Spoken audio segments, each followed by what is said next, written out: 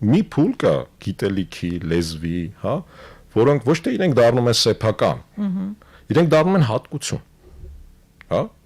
պատահական չի, որ ասենք Կոստան Զարյանի լեզվի մասին իր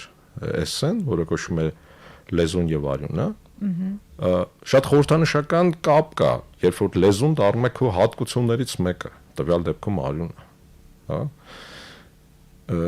այլապես եթե մենք ասում ենք, որ գիտելիքը կամ մեր լեզուն, մեր սեփականությունը մի օր ինքը, հա, հնարավոր է նաև օտարվի, ինչպես եւ օտարվում է։ Ուրեմն դա պետք է դառնա նախ եւ առաջ մեր հատկանիշներից մեկը, հատկություն։ Ազգայինը պետք է դառնա հատկություն։ Եվ մենք կդադարենք խոսել ազգայինի մասին։ Կդադարենք խոսել նաև մեր լեզվի մասին, կխոսենք մեր լեզվով, ոչ թե լեզվի մասին։ Մենք շատ ենք խոսում մեր լեզվի մասին, բայց չենք խոսում մեր լեզվով։